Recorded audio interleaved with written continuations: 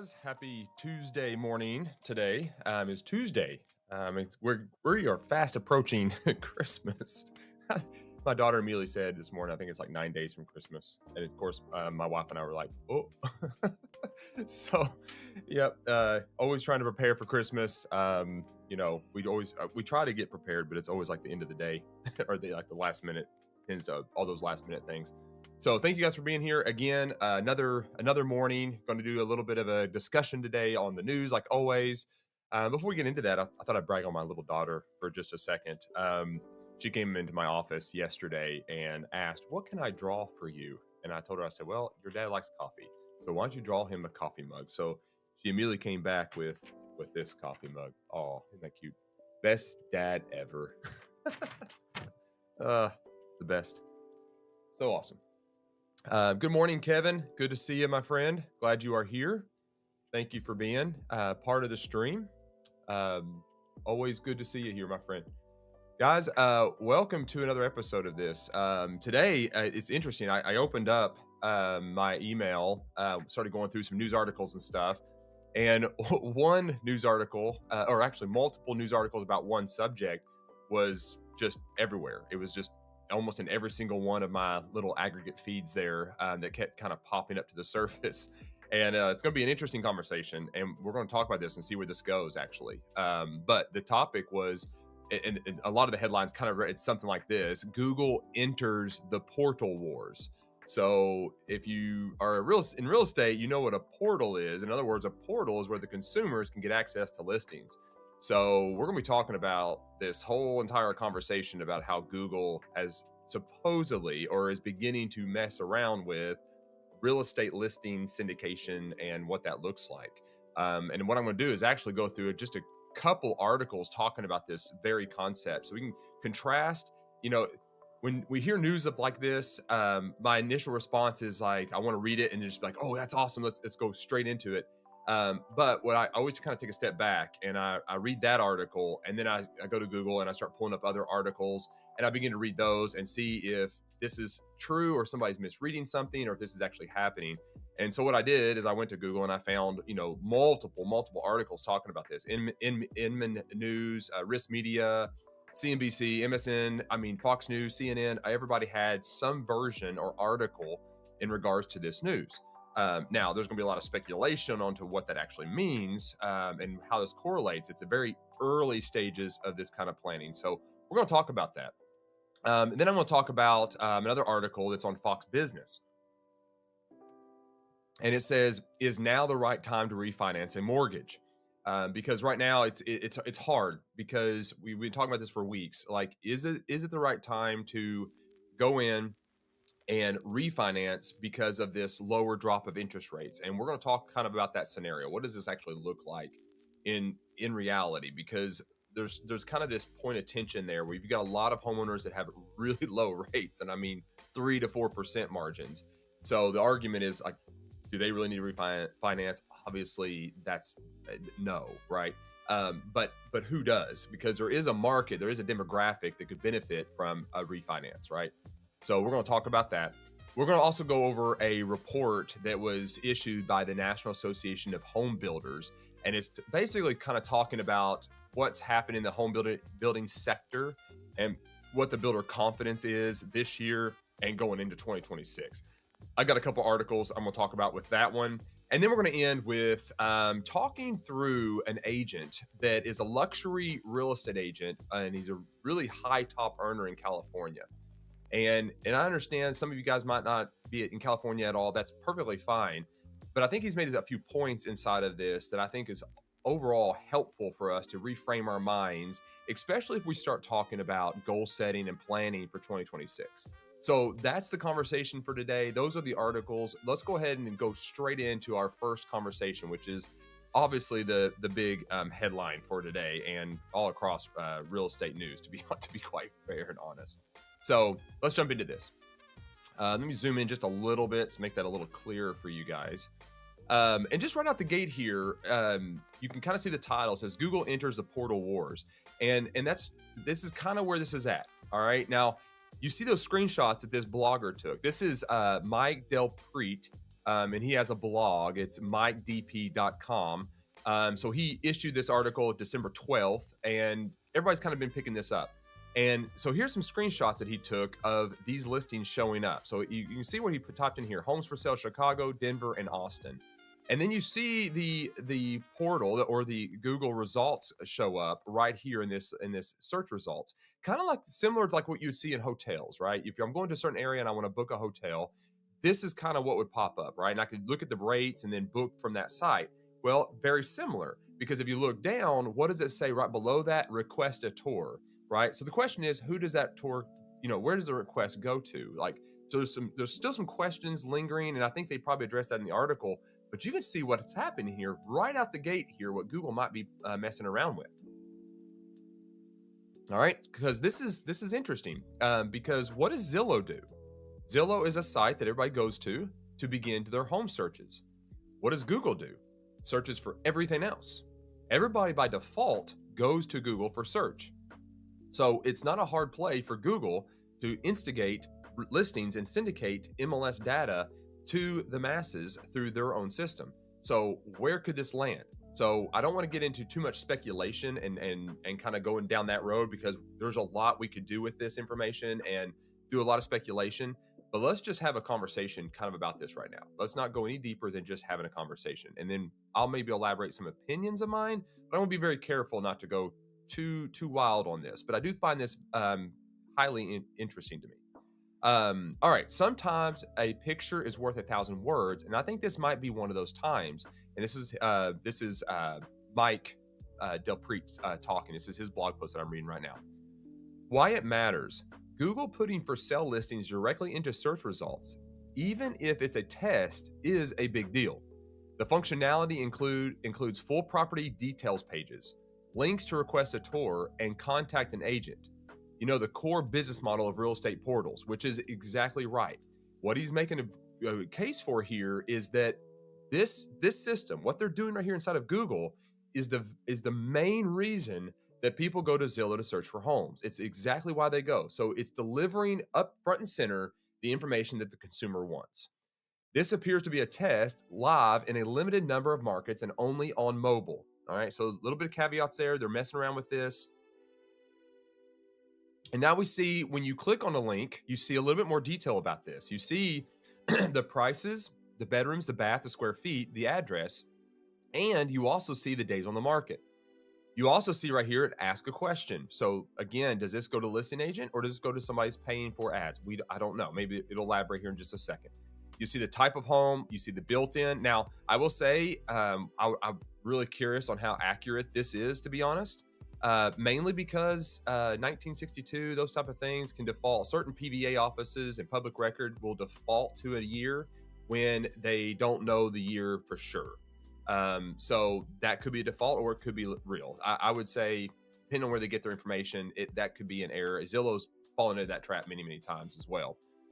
You got the lot size and you got the parking spaces, and then you can visit this home, request a tour. Then you also, once you click on this, you have the name, right? So this is probably attached, guys, and this is where you want to take note. This is probably attached to your Google profile reviews. So if you have better reviews on there and you have listings, the chances are that this is going to be integrated into the same thing. So I would challenge you, update your Google profile, make sure it's really well, and start getting reviews on there, because this is happening. So then you see the calendar and you see the date and preferred time of showing. And then you see more details about this particular agent. It appears this is a partnership with Come Home by House Canary, and property results are not supplied or sponsored by listing agents or brokers. So it looks like they've specifically chosen a partnership. I'm not sure what Come Home is. Find Your Dream Home. Maybe someone out there knows in the chat. Let me know if you do know. Find Your Dream Home. Maybe this is a portal of some kind or a website. I don't know. Find an agent. Yeah. So this, nationwide. So I think this is some form of a portal. So, this might be a partnership that Google is having inside of another portal. So this will be fascinating to see how this works out. All right. He circled this as a highlight. These results are a curated selection of properties brought to you in paid partnership between Google and Come Home. Property results are not supplied or sponsored by listing agents or brokers. Okay, so there's some clarification there for us, right? The bottom line, there are a lot of potential implications here, from the incumbent portals to exclusive listings to AI and international. But for now, it's all speculation. I would agree. I think we need to be very careful here when we start reading articles like this, because we could take this kind of information and just run with it and say, hey, Google is now syndicating listings. And that is not the story. The story is they're testing with this. They're trying to figure out how this works. We don't have all the information, but this is something to put on our radar and be paying very close attention to, and how this correlates, right? Let's wait and see how this plays out. If you thought 2025 was interesting, 2026 is shaping up to be a zinger. So this is his argument. This is the article. This is the blog that was ran, and then it just triggered all kinds of headlines, right? Now, I don't know if he was the person that actually broke this news or not, but I think he is the person that most of the news media and stuff out there have picked up on. So that's what's triggered this. So now let's jump into a few more articles here that have broken down a little bit of some more speculations about where this could be going. And this is where it gets a little bit more fascinating to tell us a little bit more of a story with a little bit of this reporting going on, because he just kind of introduced it. Now let's see what some of the reporters are saying. Now, this is where I'm going to be reading a couple, just briefly through a few articles to get 3 or 4 different perspectives on this exact same topic, which is a good discipline for those out there that are wanting to do this type of thing to understand what is really going on. You need to read across the tabs. All right, so let's jump into the next one here. This one now, the headline is, this is by GeekWire. So this is not a real estate syndicating website. So I feel like this is the next step, kind of leading into what the real estate news sites are saying. So you're following my research style, the way I think. So I find something that's very neutral and gives me some information. I go outside my industry sometimes and research that, see what other people are saying, and then I go into my industry and I begin to kind of read through this. So this would be my next progression of reading, right? So GeekWire. I've never actually been on GeekWire, but this came up in the Google results. So here's what it says. The title says, Google's real estate listings experiment. I love that they added that right in there. It's very clear. This is not rolled out. This is just an experiment. Sends Zillow shares down more than 8%. Now, is it coincidence, or did this news actually affect Zillow's stocks, right? We would have to quantify that, research that, but that's the argument that this reporter is making. And I will say the other articles I'm going to show have made the same kind of similar argument. The percentages change though, and that's always fascinating. 8 to 10 to 6, All right. The next thing it says, could Google crush the portal wars once and for all? Okay, there's the question. Can they actually do this? I mean, I would make the argument if they decided to go full into this. Google has the most search results ever. It wouldn't be a hard play for people that already use Google, that are used to Google, to go this route. I think it's to be extremely easy for them to do this. A key Google partner is starting to display home listing details directly in search results, prompting some industry experts and analysts to question what impact the feature could have on the traffic and financials of major portals like Zillow, Realtor.com, and others. All right, so 100% agree, people are going to be watching this, especially if you are a portal company. You are going to be paying very close attention to what Google's play is here. And because they've done this a couple times and in multiple industries. I'm even thinking about news cycles and as well as like the hotel industry. There was a little bit of a shift happening there, and they've hurt some of those portals. It does say it's a controlled experiment in some markets. Google's data partner House Canary and IDX site Come Home. Okay, there's some more clarification. Is Come Home is an IDX site. An IDX is a shared link given by an MLS to allow you to syndicate data. Now, it comes with all kinds of rules and stipulations on what you can do with that data once you have acquired those IDX links. So I'm kind of curious on how Come Home is kind of getting around some of the legalities of sharing this information, because depending on the MLS that they're working with, and maybe they've got a controlled MLS, that could create a little bit of a problem for them, because it's their right to use that, their right to syndicate. It doesn't necessarily mean they can profit from that information by selling it to someone else to send that information out to the internet. So I'm maybe there's more to this. We'll go ahead and skip on down. Real estate consultant and analyst Mike Delpreet, was the first to report on the pilot listing initiative. Okay, so they're making the statement that he is the first one. The blog post was the first one to talk about this. House Canary offered some insight into the controlled experiment via an announcement on LinkedIn. So we can click this. This is good. We can click here, and if we were logged in, we could go in there and immediately see, what is going on inside of this announcement by House Canary. So we'll just skip that. Quote is this: before this test started, we contacted and notified every MLS in the regions included. Okay, there we go. We are working with those MLSs directly, and we have active, ongoing communication with them throughout the test. If an MLS has questions or concerns, we address them directly and promptly, end quote. So that was kind of one of my concerns, is like, how are they getting around this? So they are working with these specific regions, with these specific MLSs on what they're allowed to do with that IDX feed. So that's the legality part here. They are talking, obviously that would make sense, but still, that was my initial thought here. The goal is simple. Okay, so this is where they're going to clarify, in my opinion, what their intentions are, because it literally says that the goal is simple, right? So quote, the goal is simple: improve how consumers discover listings while staying aligned with the rules and expectations of the MLS community. We are excited about what we are building with Google, and we are equally committed to doing it the right way with the MLSs and other stakeholders. We will continue to communicate directly with the MLSs involved and respond quickly to any concerns, end quote. So here's the thing. They're laying it out very clear. They made a statement. This is the goal. The goal is what? To improve how consumers discover listings. That has been Zillow's entire mission statement, to make it accessible for people to have access to the information they need to make decisions on real estate. So in other words, real estate agents were not this gatekeeper when Zillow came into the scene, right? We couldn't control our data. People used to come into the offices with us and sit down, and we would have to pull out the books and show them how properties, what was available, what was not. They had to come in and engage with us.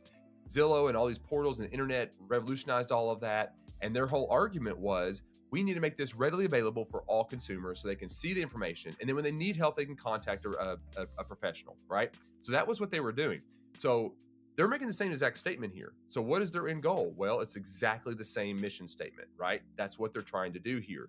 Now, what I really appreciate about this quote, and I love this, is the fact that they are interested in working with MLSs and talking through this scenario. What are they doing? Well, they're putting the real estate agent front and center. They're making sure that the real estate agent understand that a real estate agent is crucial to navigating this complex market.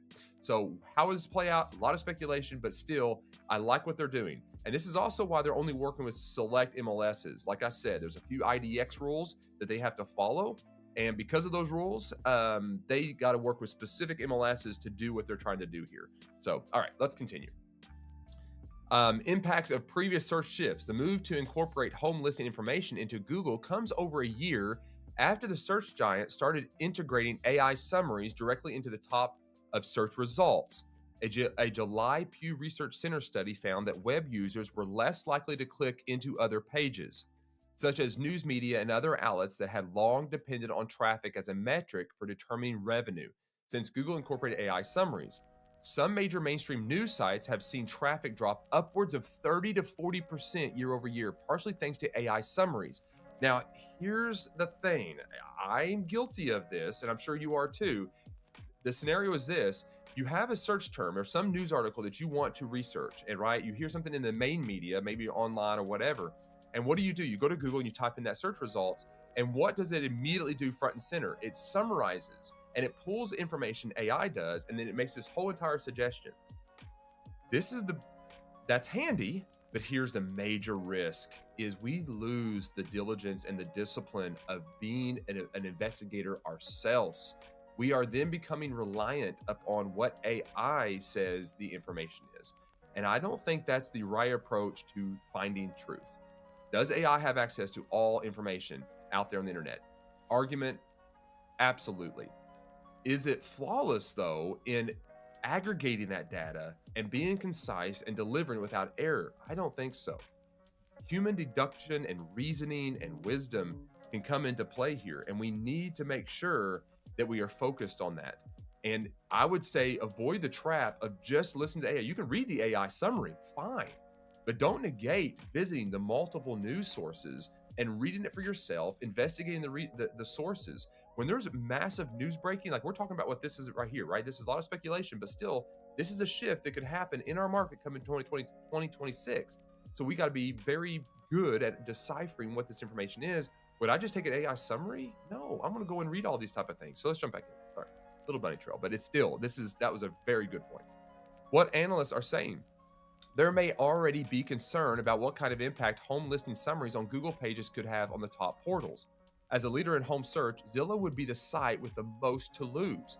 At the time of publishing this story, Zillow's share price has dropped more than 8% since the opening bell on December 15th.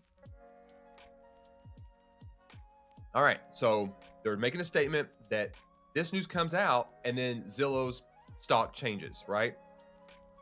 We can try to quantify that is the connection, and you would have to say could be, but we could not definitively say, yeah, it's because of this announcement that Zillow stocks are always going up and down. They're a little bit of that's what they do, right? So we got to be careful jumping into this too heavy. The quote by CNBC, this is Goldman Sachs analyst Michael Ng, quote, "While we don't expect a direct near-term impact on Zillow's business, given that most of Zillow's traffic is direct, e.g. Zillow.com, StreetEasy.com, mobile apps, and Google's new product is currently limited to select markets and mobile browsers. We view this development as a long-term risk for real estate portals like Zillow," end quote. Piper Sandler called the concerns, quote, "overblown," end quote. And analysts with Oppenheimer and Wells Fargo also appeared to be less concerned about immediate impacts on Zillow's traffic and revenue. Instead, they suggest that the experiment may simply present a new opportunity for Google to generate more revenue. So again, we can just do a whole lot of speculation here, but will Zillow see effect of this? I would say at some point, this is probably going to affect Zillow. If this becomes rolled out on a massive scale on Google, it's an easy play to say, yeah, Zillow's going to get hit by this. No different than what we were talking about with news results, right? When AI gets involved and Google being the main aggregate of that information, I think it's going to hurt. Now, but what's to stop Zillow from doing some kind of pivoting of some kind, right? What's to stop Google from going into Zillow and negotiating contracts with multiple portals to send information, right? So there's a lot of conversations probably happen behind the scenes in regards to this. We can't be naive to think that Zillow's just sitting on the back going, oh my gosh, what do we do? Like, how are we going to survive this? I guarantee you there's a lot of calls being made. There's a lot of negotiations being made and a whole lot of conversations around the boardroom tables, right? I mean, we can definitely agree that that's got to be happening. I mean, my strategy brain is like, I would, as a company owner, I would never just sit by and just let something like this happen and not be proactive. All right, now we're jumping to Inman.com. Now we're getting really specific into the real estate industry niche. That's what this is, Inman News. Analyst, portals like Zillow face a long-term risk from Google real estate experiment. Again, we can speculate. I do like that they're saying experiment. Google is displaying real estate listings as search results in some markets, prompting questions about IDX violations and analyst speculation about risk to the portal. So we've kind of addressed both of these scenarios already, right? We've addressed both of them. So we're going to go ahead and jump on down. See if there's anything else that we can kind of point out inside of this article that would stand out. We're going to jump down to, quote, "The goal is simple, improve how consumers," they're stating the same thing that they said.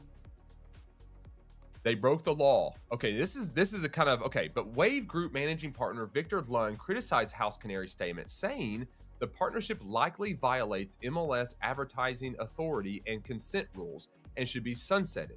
Lund said the issue is that the partnership creates advertisements for listings, triggering rules that prevent a broker, i.e. House Canary, from advertising another broker's listing without the listing broker's prior express consent. Okay, so there's two things going on. Okay, so there's House Canary, which I'm assuming is, they're making it sound like it's a brokerage. I need to do a little bit more reading of this to get clarity, but it sounds like House Canary is a brokerage. Let me know if you guys know. And then the portal that they're using is got the data exchange rights, but House Canary is the only one that's then syndicating through their portal to go into Google. So this analyst is making the argument that this is going to cause a problem of a legal problem for them. Quote, "They broke the law and they violated their Internet Data Exchange, IDX, agreement," he said. "IDX was never designed to allow listings to be turned into paid media inventory on global ad networks. If this practice stands, it redefines IDX from a display-based cooperation agreement into an advertising license, something neither MLSs nor brokers have agreed to, end quote.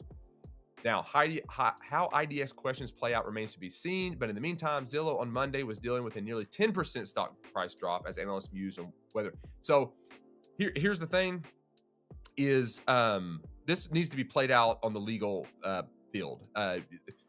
Everybody can kind of speculate. You know, we can read in one aspect, they're saying they're talking to these MLSs and the IDX agreements, right? On one hand, they're saying they're talking to them. So it seems like they would have legal look at this, but we don't know, right? Are they being more proactive and picking up the messes as they come? Is this guy more correct? Again, on our radar, we don't know. We're going to see where this goes. Now we can come down here, and they're making this correlation that because Zillow stock dropped, that it's because of this news, and that's why. But the cool thing about stocks, again, there's always data to go along with stocks, and you can see trends in stocks.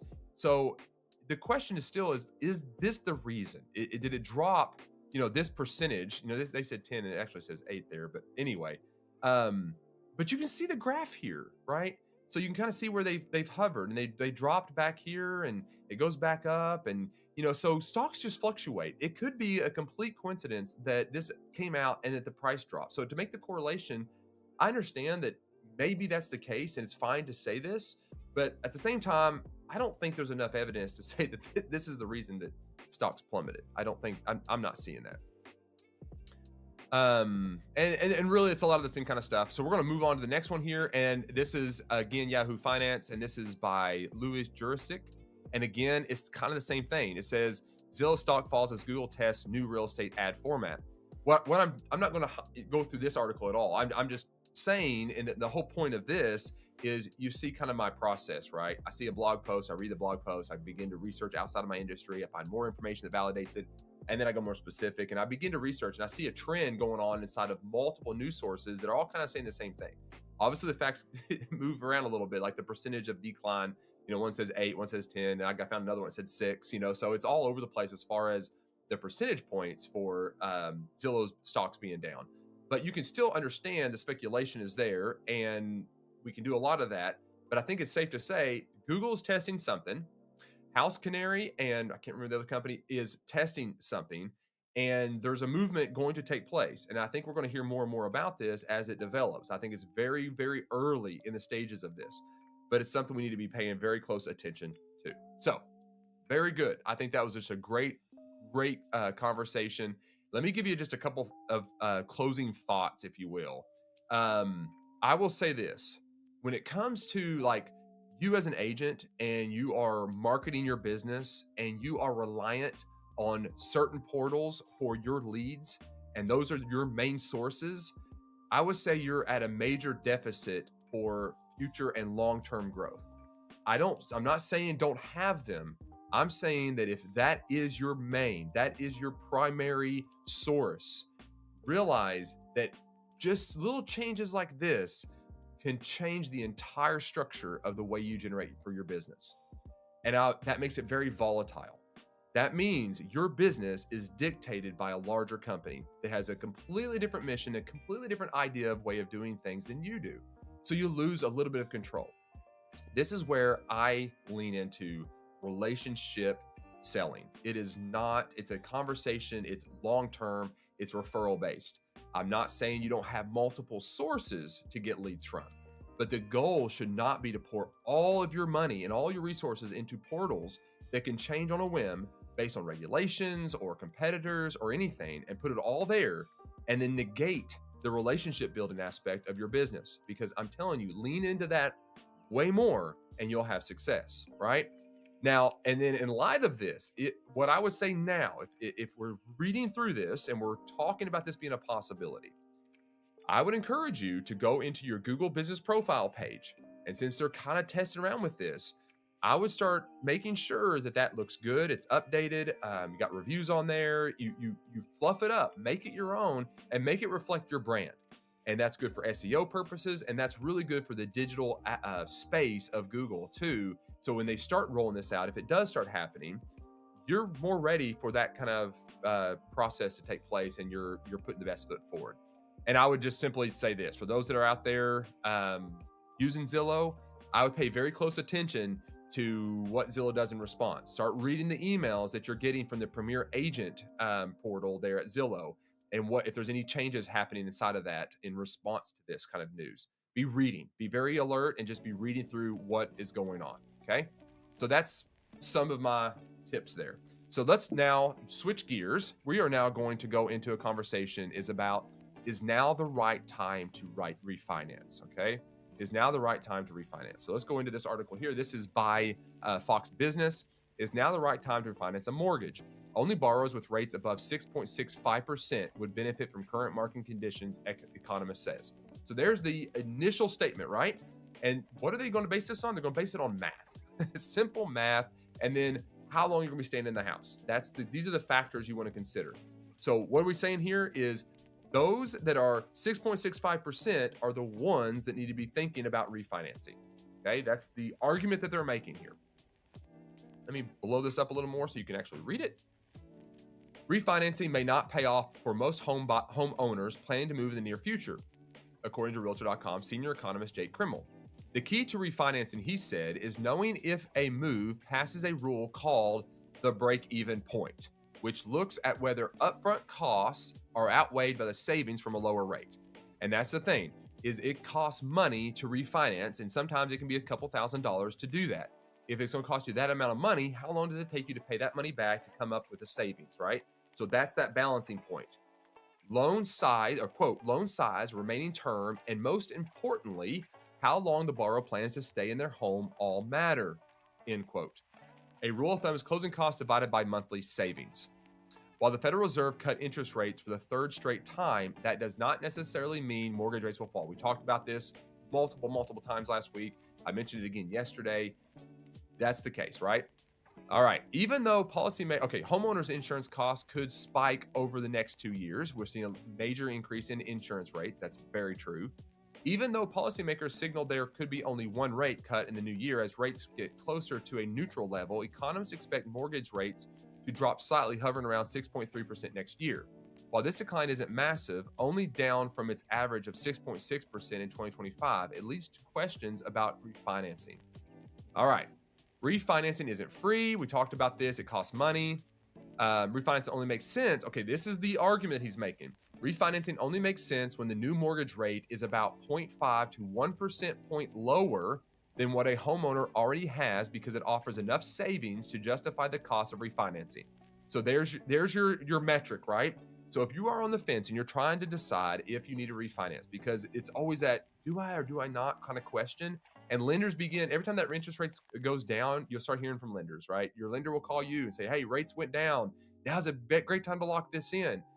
Educate yourself, and you as agents, educate your consumers about what is the really point of refinancing is to save money, and where's that break even at for your clients, right?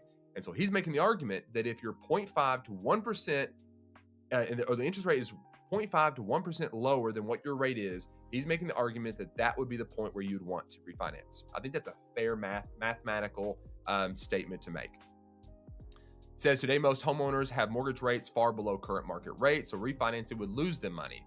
This is what has commonly become known as the lock-in effect, right? They're locked in because if they went out and sold their house now, they're at 3.5 or 4% rate. They go out and they buy now, they're paying 6.2 to 6.3, and sometimes if you get a lower rate, you can maybe take it. But reality, you're out in the 6.2, 6.3% range. So they're locked in, right? Because I'm paying so much in my equity, I can't afford to move because I'm really locked in. For example, okay, so we've hashed that out. So if someone is planning on moving soon, Kimmel said refinancing likely won't be worth it. So if you've got a client that's thinking about moving really soon, refinancing is not an option. These are great conversations to be having with your consumers though, right? I mean, go back to 23 and 24 and find out, because that's where they were at the high sevens. Find out if anybody in that area is wanting to refinance, and that might lead to a conversation about selling, right? Because they can, if they're locked in around 6.7, then realizing that's going to be a possibility that they could buy a house and save money. So those conversations are really, really good to have. Meanwhile, any small rate drops are pretty irrelevant for homeowners who are out of the money or locked into low 3 or 4% ranges. Homeowners also need to remember that it's not just about average mortgage rates reported, but about what rate they can secure. And that's it. All right. Let me talk briefly too about this. There we go. About this kind of closing remarks on this, because we're getting asked a lot. Our agents are getting asked a lot, and lenders are coming in talking about refinancing and stuff like that. So there are scenarios where it makes sense, and there's scenarios where it doesn't make sense, right? So we got to be educated and know what those points are. So what I would say is, going back to this article, is I would apply that break-even rule. Your clients or you only need to refinance if you plan on a couple of things. You plan on staying in the home long enough for the monthly savings that you're making on that interest to cover the closing costs that it requires to refinance the home. So that would typically, I was kind of running through the numbers of this, that's typically right around the 2 to 3 year mark. So if somebody is, and again, that 0.5 to 1%, so if they're locked in at a rate and then that rate is 0.5 to 1% lower than what their rate currently is, and they're planning on staying in that property 2 to 3 years, that's that break-even point. That's where that would be the client that needs to refinance. That's the math, right? So again, my final takeaway here would be, reach out to those that bought in 2023 and 2024. Homeowners that you sold to locked in, probably some of them even locked in at 7.5% in late 2023. So you need to call them up and check with them and remind them, hey, you might want to consider refinancing. Or if not, are you thinking about selling the next 2 to 3 years, right? These are conversations that really give you a reason to call past clients and touch base with them. And also, it's Christmas time. Wish them Merry Christmas. And I will say this, final note on this is, you do need to encourage your consumers to shop around, talk to multiple lenders, 3 at least, and, kind of work through and see what all the different things that they offer are. Because sometimes you can save money at different lenders. They have different programs internally. So it's worth doing the shopping around. All right. We got a quick little conversation here about builder confidence and sentiments, and then we'll wrap up. Builder sentiment inches higher but ends the year in negative territory. This is an article by the NAHB, which is National Association of Home Builders. So builder confidence inched higher to end the year, but still remains well into negative territory as builders continue to grapple with rising construction costs, tariff and economic uncertainty, and many potential buyers remaining on the sidelines due to affordability concerns. So that one statement, that one paragraph addresses every single category that builders are kind of experiencing this past couple of years, right? All right, so now we're talking about confidence level, right? Builder confidence in the market for newly built single-family homes rose 1 point, just 1 point, to 39 in December, according to the National Association of Home Builders. NAHB Wells Fargo Housing Market Index released today. Sentiment levels were below the break-even point of 50 every month in 2025 and ranged in the high 30s in the final quarter of the year. Quote, market conditions remain challenging, with 2/3 of builders reporting they are offering incentives to move buyers off the fence, end quote, said NAHB Chairman Buddy Hughes, a home builder and developer from Lexington, North Carolina. Quote, meanwhile, builders are contending with rising material and labor prices as tariffs are having serious repercussions on construction costs, end quote. So there's a couple scenarios going on here. There's definitely some arguments to be made, but here's where I'm going to lean into something, because there's a statement in there, as real estate agents, you need to be very aware of, is there is an opportunity here, because if you notice what was said, they are offering incentives, right? There's perks to go to a new builder that they have a little bit more leverage to do. They typically work with multiple lenders on their homes. They'll work with different buy down rates. They'll have different perks of closing costs, those type of things. So there's an argument to be had if you've got a buyer that is considering buying, to go show them newly built homes and talk to builders. Find out what kind of incentives that they're offering to sell their properties over the used inventory. So opportunity right there. All right. Quote, in positive signs for the market, builders report that future sales expectations have been above the key break-even level of 50 for the past 3 months, and the recent easing of monetary policy should help builder loan conditions at the start of 2026, end quote.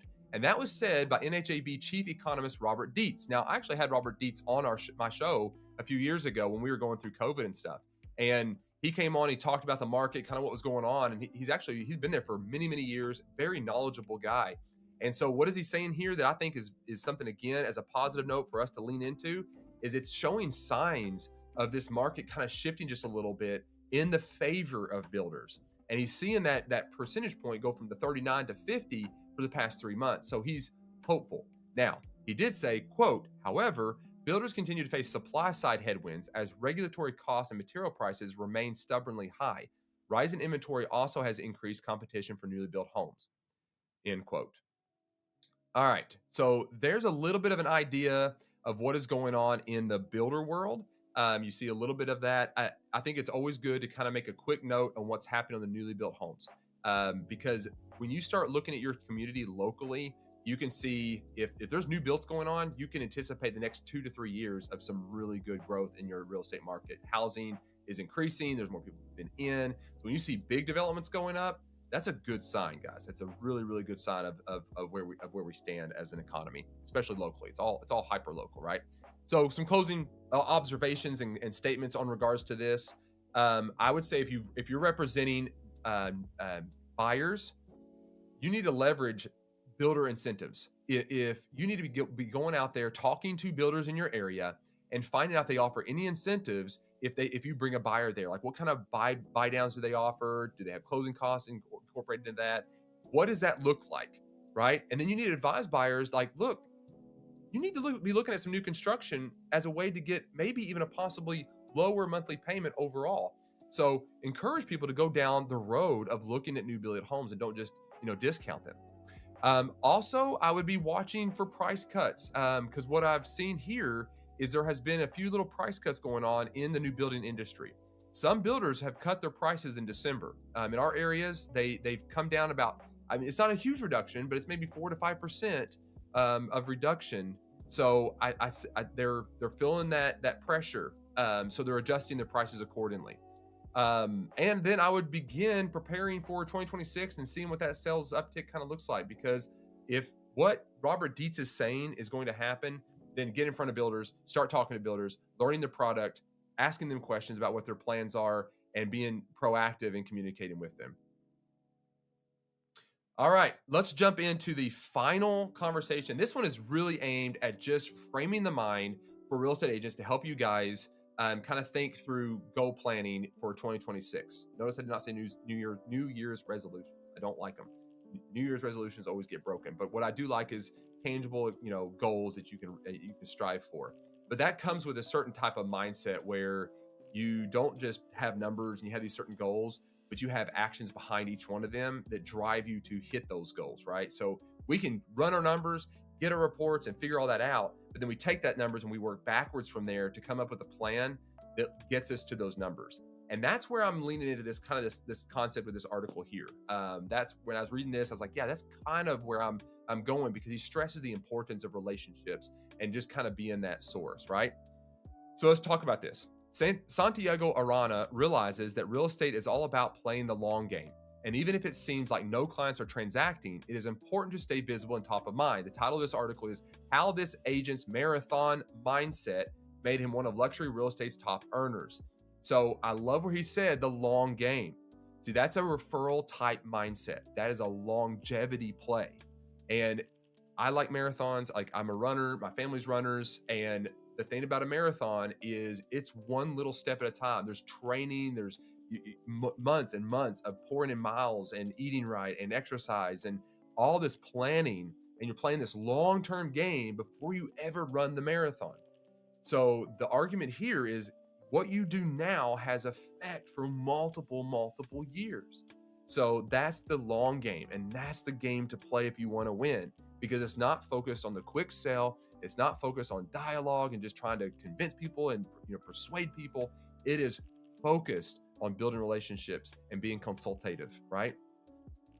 It says many industry folks by now have heard luxury agent Santiago Arana's inspiring story of moving from Bolivia to achieve the American dream, then working his way up to the upper echelons of luxury real estate, from starting off waiting tables in LA. But what's less known is that Arana's success story did not end there. He's consistently one of the highest earners at the agency. the firm founded by celebrity agent Mauricio Amansky. I'm sorry if I'm butchering your all's names. I'm sorry. I'm not really good at that. Part of the secret to his success is that Arana realizes that real estate is all about playing the long game, he told Inman. Quote, don't get into this business if you think that it's a quick money kind of thing, end quote. It's a marathon, right? You can have an amazing year and then you can have 2 years that are not great. The last 3 years in the industry have been difficult. This is the right mindset. This is 100% the right mindset. It's not a get rich quick scheme. It's not, I'm just going to go out there and make a bunch of sales calls and get really good at scripts and pressure people into buying houses. It is a long-term game. You got to give yourself time. You have got to think like a business owner. Thinking like a business owner is going to make you prepare now for future reward. And that's the right way to play. You're not a salesperson. You are a business owner running a business that has longevity to it through referrals. That's the game. That is the game. All right. Here's how he stays on top of mind. Facing headwinds, like everyone else across the country, agents at the agency like Arana faced economic headwinds this year in the form of elevated interest rates, tariffs, and general uncertainty over shifting policies. But in addition to that, agents who operate in his market of Los Angeles dealt with catastrophic wildfires and their aftermath of luxury clients and developers who have been reluctant to adapt to a so-called mansion tax that went into effect in spring 2023. I mean, they've just been hitting in California, haven't they? Oh, it's so unfortunate. So sorry out there, guys. That legislation added a 4% seller paid tax on homes that sold for more than $5 million and a 5.5% tax on homes that sold for over $10 million. Quote, for me and the agents that work in my area, it's been very difficult because it's a longer list of what else. With a mansion tax, people feel like they don't want to sell because they don't want to pay that tax. So that has diminished the number of transactions substantially. The interest rates also make people not want to sell because right now they are paying mortgages on a rate that is somewhere around 3%. And if they sell, even though they might want to move, they don't want to go into a much higher interest rate.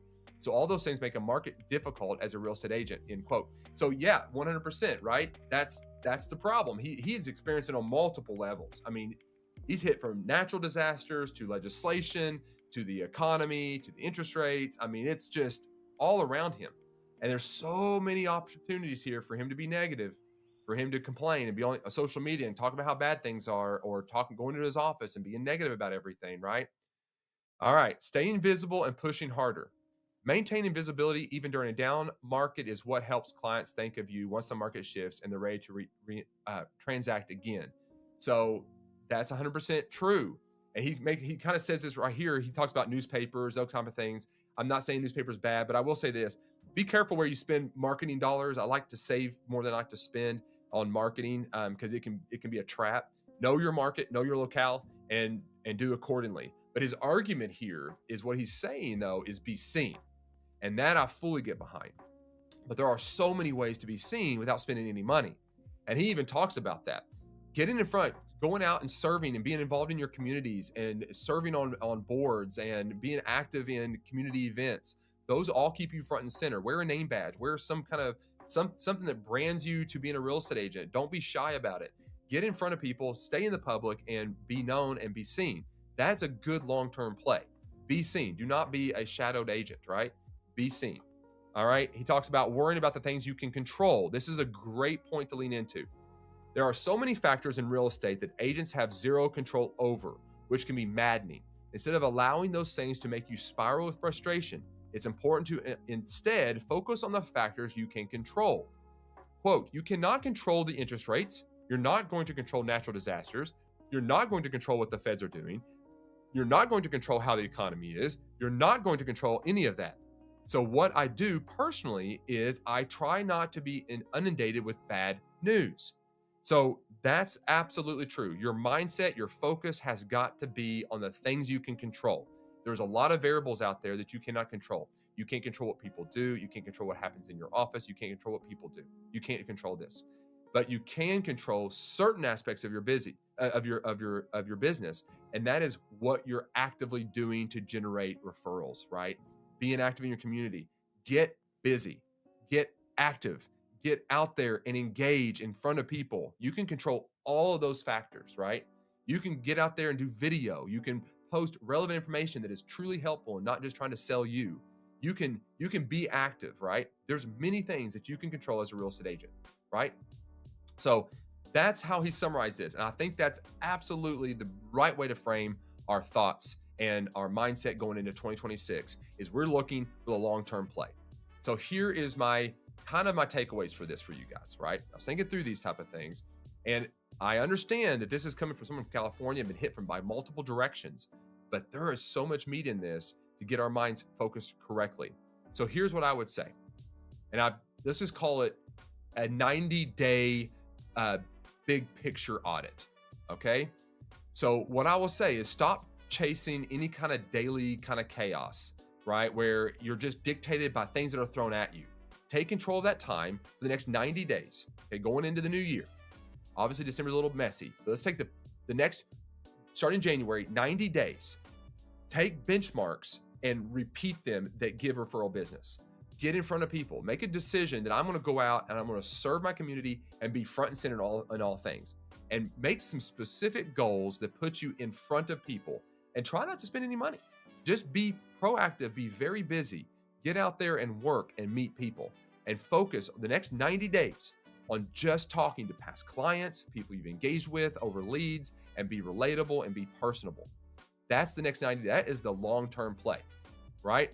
Now, what I'd also say is you need to practice that mental grit daily, where you don't want to listen to bad news or listen to negativity that then dictates how you operate, because there's so many things out there that you can't control. Like he was talking about, you can't control a lot of things, but there are so many things you can control, and you need to be focused on the things you can control and dismiss the things you can't. Be aware of those. We got to talk about interest rates. We got to be aware about what's happening, but we got to be able to articulate those things correctly to our consumer and not dwell on them, and figure out how to pivot and shift. If all we're doing is focusing on those things, we're missing opportunity, right? We are missing the opportunity. All right. Now, that's it for today, guys. That is it. I wanted to keep this a little short. I've got to get to a Christmas party. Hope you guys have had a good day yesterday. Yesterday was Monday. That was always a good day, right? It's always fun to get back to work.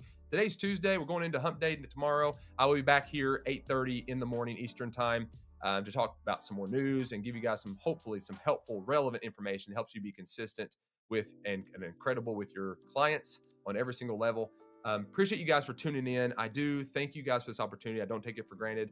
In the meantime, have a great day. Serve your clients extremely well. Do not fall into the traps of negativity.